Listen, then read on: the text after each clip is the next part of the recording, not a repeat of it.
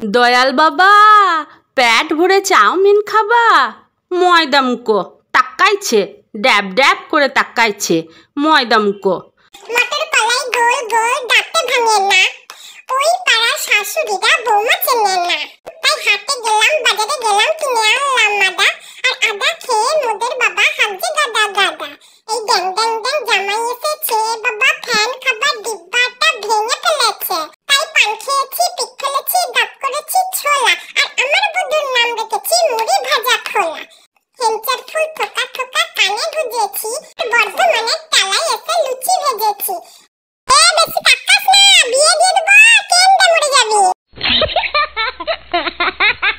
না না, সিনেমায় শোনা এই গানের সঙ্গে আমাদের গল্পের বহুরূপীর কোনো যোগ নেই। আমাদের গল্পের বহুরূপী শিল্পের প্রতি 100% সৎ। যে সততা উপবাসে দিন কাটালেও শিল্পের প্রয়োজনে জগদীশবাবুর থেকে 101 টাকা বকশিশ পেয়েও তা মারিয়ে চলে যেতে প্রবুদ্ধ করে বহুরূপী হরিদাকে। না, আর বলবো না গল্পটি। শুনে দেখুন তো চিনতে পারেন কি না এই বহুরূপীকে। আপনাদের চারপাশে একে দেখেছেন কখনো? নাকি এই অর্থ সর্বস্ব, লোভ আর লালসার যুগে এরা হারিয়ে গেছেন সমাজ থেকে? আসুন আর কথা না বাড়িয়ে শুরু করছি আমাদের আজকের গল্প, সুবোধ ঘোষের লেখা বহুরূপী।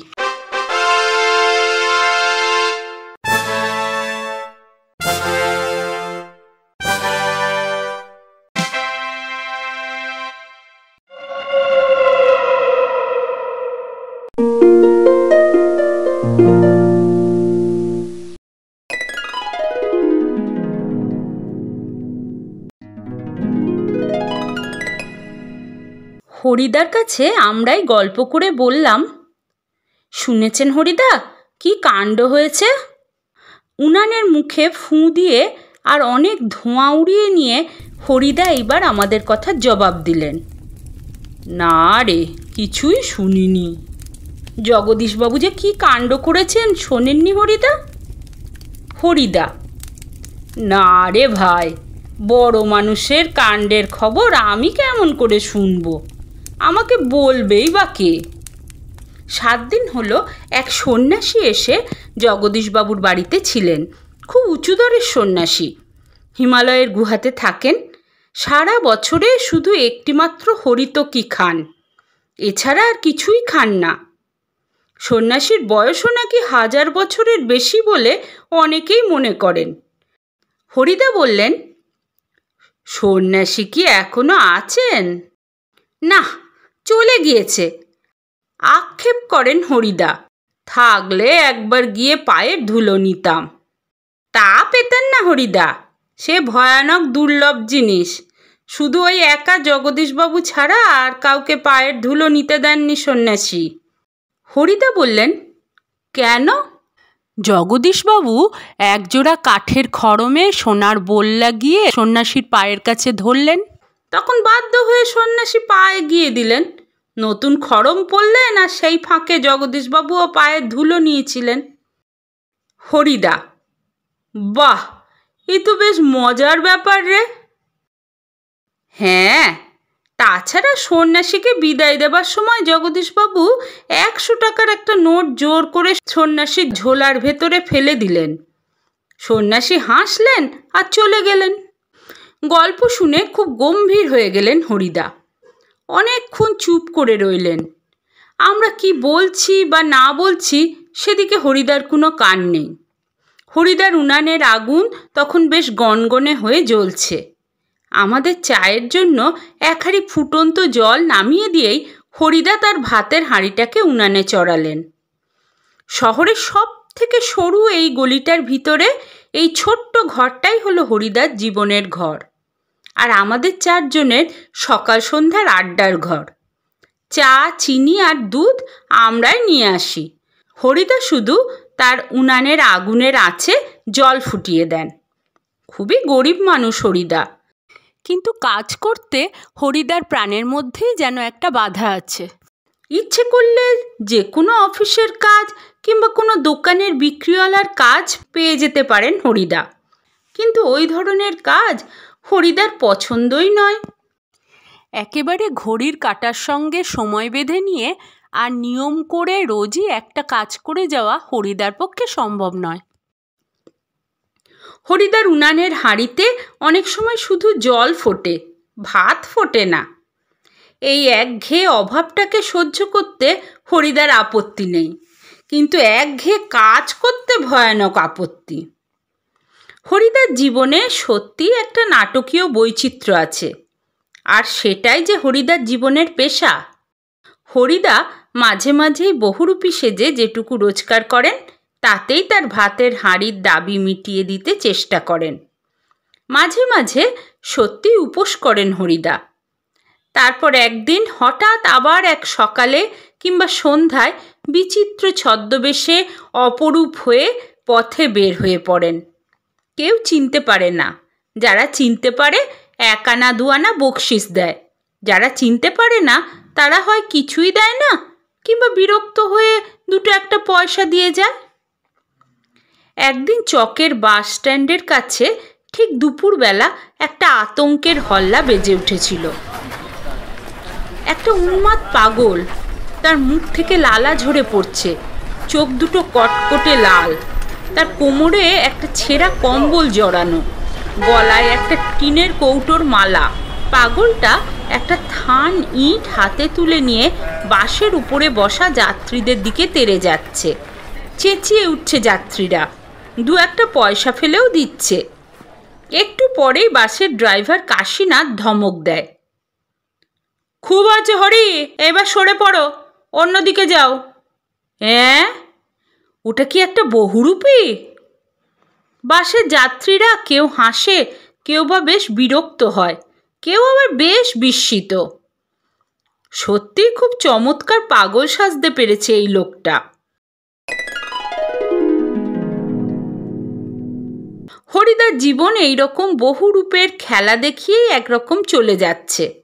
এই শহরের জীবনে মাঝে মাঝে বেশ চমৎকার ঘটনা সৃষ্টি করেন বহুরূপী হরিদা। সন্ধ্যার আলো সবেমাত্র জ্বলেছে, দোকানে দোকানে লোকজনের ব্যস্ততা আর মুখরতাও জমে উঠেছে। হঠাৎ পথের উপর দিয়ে ঘুঙুরের মিষ্টি শব্দ রুমঝুম করে বেজে বেজে চলে যেতে থাকে। এক রূপসী বাইজি প্রায় নাচতে নাচতে চলে যাচ্ছে।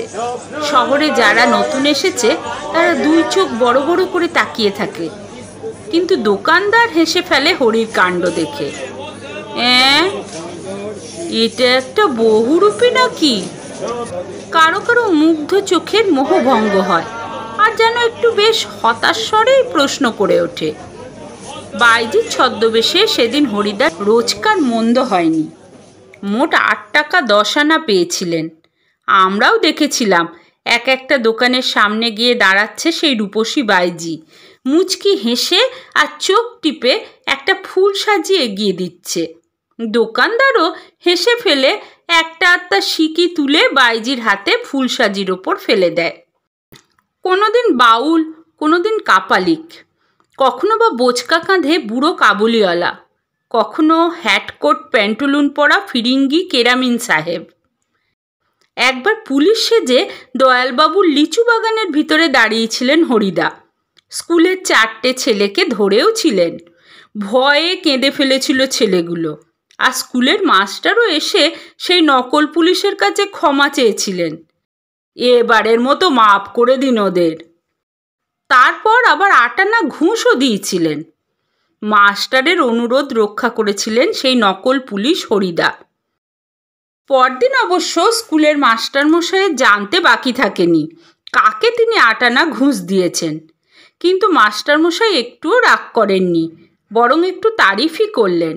সত্যি খুব চমৎকার পুলিশ সেজেছিল হরি। আজ এখন কিন্তু আমরা ঠিক বুঝতে পারছি না হরিদা এত গম্ভীর হয়ে কি ভাবছে। সন্ন্যাসীর গল্পটা শুনে কি হরিদার মাথায় কোনো নতুন মতলব ছটফট করে উঠেছে? ঠিকই তাই, আমাদের সন্দেহ মিথ্যে নয়। হরিদা বললেন, আজ তোমাদের একটা জবর খেলা দেখাবো। আমাদের দেখি আপনার ক্লাব কি হবে হরিদা? আমাদের কাছ থেকে তো একটা সিগারেটের চেয়ে বেশি কিছু পাবেন না। হরিদা, না, ঠিক তোমাদের দেখাবো না, আমি বলছি তোমাদের সেখানে যেতে, তাহলে তোমরা দেখতে পাবে। কোথায়? হরিদা, আজ সন্ধ্যায় জগদীশবাবুর বাড়িতে। হঠাৎ জগদীশবাবুর বাড়িতে খেলা দেখাবার জন্য আপনারা তো উৎসাহ জেগে উঠল যে? হরিদা হাসেন। মোটা মতন কিছু একটা আদায় করে নেব। বুঝতেই তো পারছো, পুরো দিনটা বহুরূপী রূপ ধরে ঘুরে বেরিয়েও 2-3 টাকার বেশি হয় না। একবার বাইজি সেজে অবশ্য বেশি কিছু পেয়েছিলাম, কিন্তু ওতেই বা কি হবে বলো? ঠিকই বলেছেন হরিদা, সপ্তাহে বড়জোর একটা দিন বহুরূপী সেজে পথে বের হন হরিদা, কিন্তু তাতে 7 দিনের পেট চলবার মতো রোজগার হয় না। হরিদা বলেন, না, এবার আর কাঙালের মতো হাত পেতে বকশিস নেওয়া নয়, এবার মারিত হাতি লুটিত ভাণ্ডার। একেবারে যা ঝেলে নেব তাতে আমার সারা বছর চলে যাবে। কিন্তু সে কি করে সম্ভব? জগদীশবাবু ধনী মানুষ বটে, কিন্তু বেশ কৃপণ। হরিদাকে একটা যোগী সন্ন্যাসী কিংবা বৈরাগী সাজতে দেখে কত আর খুশি হবেন জগদীশবাবু? আর খুশি হলেই বা কত আনা বকশিস দেবেন? 5 টাকা, তার বেশি তো নয়। হরিদা বলেন, তোমরা যদি দেখতে চাও তবে আজ ঠিক সন্ধ্যাতে জগদীশবাবুর বাড়িতে থেকো কিন্তু। আমরা বললাম, থাকবো। আমাদের স্পোর্টসের চাঁদা নেওয়ার জন্য আজ ঠিক সন্ধ্যাতেই জগদীশবাবুর কাছে যাব। বড় চমৎকার আজকের এই সন্ধ্যার চেহারা। আমাদের এই শহরের গায়ে কতদিন তো চাঁদের আলো পড়েছে, কিন্তু কোনোদিন তো তাকে আজকের মতো এই শান্ত স্নিগ্ধ উজ্জ্বলতায় ফুটে উঠতে দেখিনি। ফুরফুর করে বাতাস বইছে চারিদিকে। জগদীশবাবুর বাগানের সব গাছের পাতাও ঝিরঝির করে কি যেন বলতে চাইছে। জগদীশবাবুর বাড়ির বারান্দাতেও মস্ত বড় একটা আলো জ্বলছে। সেই আলোর কাছে একটা চেয়ারের ওপর বসে আছেন জগদীশবাবু। সাদা মাথা, সাদা দাড়ি, সৌম্য, শান্ত এবং জ্ঞানী মানুষ জগদীশবাবু। আমরা আমাদের স্পোর্টসের চাঁদার খাতাটি জগদীশবাবুর হাতে তুলে দিয়ে দাঁড়িয়ে আছি। চমকে উঠলেন জগদীশবাবু। বারান্দার সিঁড়ির দিকে তাকিয়ে জগদীশবাবুর 2 বিস্মিত চোখ অপলক হয়ে গেল। আমরাও চমকে উঠেছি বই কি, আশ্চর্য হয়েছি, একটু ভয়ও পেয়েছি। কারণ সত্যিই যে বিশ্বাস করতে পারছি না, সিঁড়ির কাছে এসে যে দাঁড়িয়েছে সে কি সত্যিই হরিদা? ও চেহারা কি সত্যিই কোনো বহুরূপীর হতে পারে? জটাজুটোধারী কোনো সন্ন্যাসী নয়, হাতে কোমণ্ডলু নেই, চিমটে নেই, মৃগচর্মের আসনও সঙ্গে নেই, গৈরিক সাজও নেই। আদুর গা, তার উপরে একটা ধপধপে সাদা উত্তরীয়, পরনে ছোট বহরের একটা সাদা থান, মাথায় ফুরফুর করে উঠছে শুকনো সাদা চুল, ধুলো মাখা পা, হাতে একটা ঝোলা, সেই ঝোলার ভিতরে শুধু একটা বই, একটা গীতা। গীতা বের করে কি যেন দেখলেন এই আগন্তুক, তারপর নিজের মনেই হাসলেন। আগন্তুক এই মানুষটি যেন এই জগতের সীমার ওপার থেকে হেঁটে হেঁটে চলে এসেছেন। শীর্ণ শরীরটাকে প্রায় অশরীরী একটা চেহারা বলে মনে হয়। কি অদ্ভুত উদাত্ত, শান্ত ও উজ্জ্বল একটা দৃষ্টি এই আগন্তুকের চোখ থেকে ঝরে পড়ছে। উঠে দাঁড়ালেন জগদীশবাবু। আসুন। আগন্তুক হাসেন। আপনি কি ভগবানের চেয়েও বড়? জগদীশবাবু কিছু ভেবে বলেন, কেন? আপনি একথা বলছেন কেন মহারাজ? আমি মহারাজ নই, আমি এই সৃষ্টির মধ্যে এক কণা ধুলি। কিন্তু আপনি বোধহয় 11 লক্ষ টাকার সম্পত্তির অহংকারে নিজেকে ভগবানের চেয়েও বড় বলে মনে করেন, তাই ওখানেই দাঁড়িয়ে আছেন, নেমে আসতে পারছেন না। সেই মুহূর্তে সিঁড়ি ধরে নেমে যান জগদীশবাবু। আমার অপরাধ হয়ে গেছে, আপনি রাগ করবেন না। আগন্তুক আবার হাসেন। আমি বিরাগী মানুষ, রাগ নামে কোনো রিপু আমার নেই। ছিল একদিন, সেটা পূর্বজন্মের কথা। জগদীশবাবু বলেন, বলুন এখন আপনাকে কিভাবে সেবা করব? বিরাগী বলেন, ঠান্ডা জল চায়, আর কিছু চায় না। ঠান্ডা জল খেয়ে হাঁপ ছাড়েন বিরাগী। এদিকে ভবতোষ আমার কানের কাছে ফিসফিস করে, না না, হরিদা নয়, হতেই পারে না, অসম্ভব, হরিদার গলার স্বর এরকমই নয়। বিরাগী বলেন, পরম সুখ কাকে বলে জানেন? সব সুখের বন্ধন থেকে মুক্ত হয়ে যাওয়া। ভবতোষের কানের কাছে মুখ এগিয়ে দিয়ে অনাদি বলে, শুনছ তো, এসব ভাষা কি হরিদার মুখের ভাষা হতে পারে?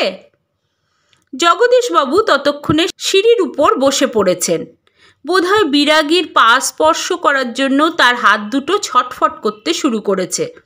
জগদীশবাবু বলেন, আমার এখানে কয়েকটা দিন থাকুন না বিরাগীজি, আপনার কাছে এটা আমার প্রাণের অনুরোধ। দুই হাত জোর করে বিরাগীর মুখের দিকে তাকিয়ে থাকেন জগদীশবাবু। বিরাগী হাসেন,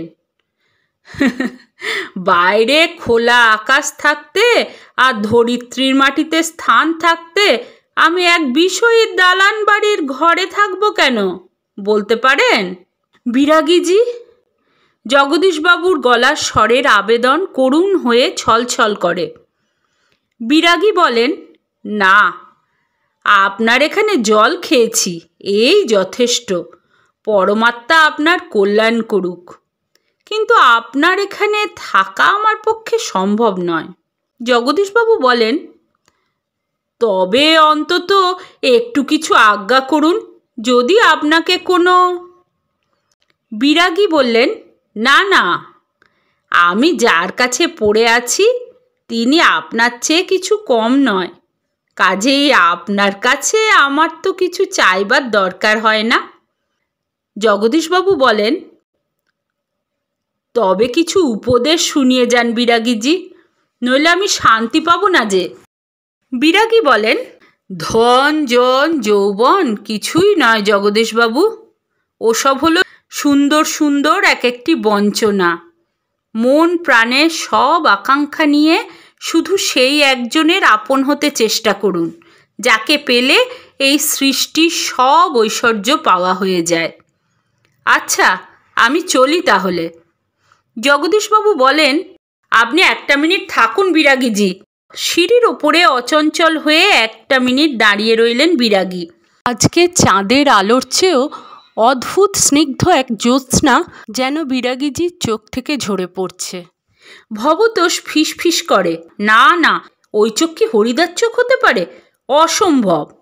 জগদীশবাবুর হাতে একটা থলি, থলির ভেতরে নোটের তারা। বিরাগীর পায়ের কাছে থলিটাকে রেখে দিয়ে ব্যাকুলভাবে প্রার্থনা করেন জগদীশবাবু, এই প্রণামী সামান্য 101 টাকা গ্রহণ করে আমাকে শান্তি দিন বিরাগীজি। আপনার তীর্থ ভ্রমণের জন্য এই টাকা আমি দিলাম।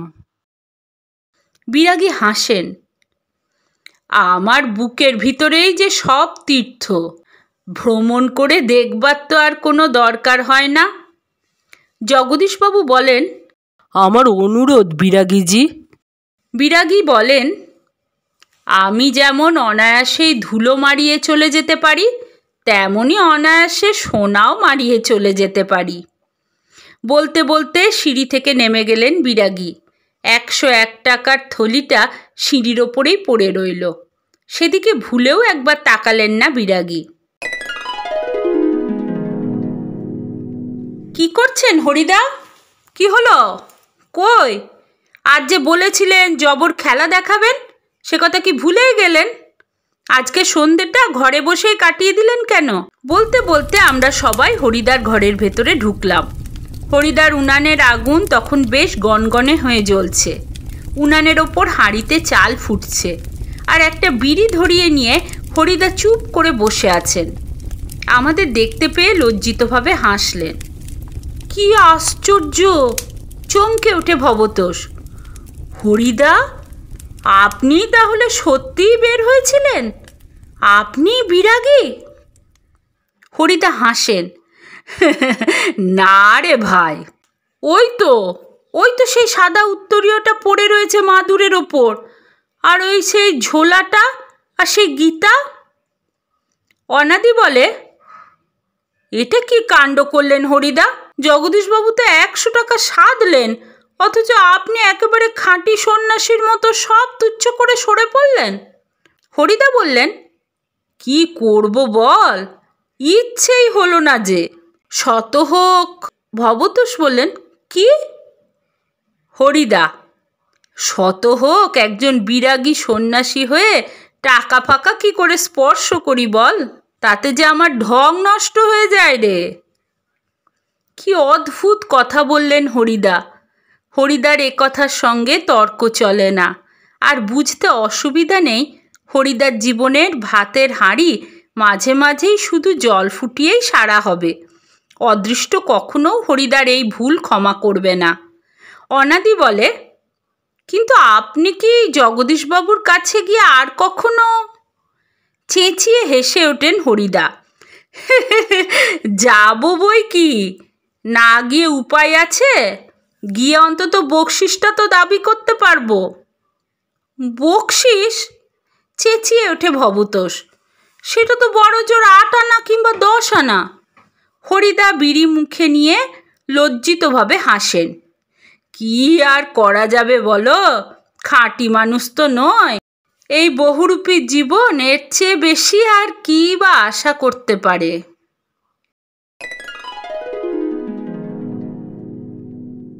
এতক্ষণ আপনারা শুনছিলেন সুবোধ ঘোষের লেখা বহুরূপী। গল্পটি যদি আপনাদের ভালো লাগে তাহলে আমাদের চ্যানেলটিকে সাবস্ক্রাইব করে পাশে থাকবেন। গল্প পাঠ কেমন লাগলো তা আমাদের কমেন্টসে লিখে জানাবেন।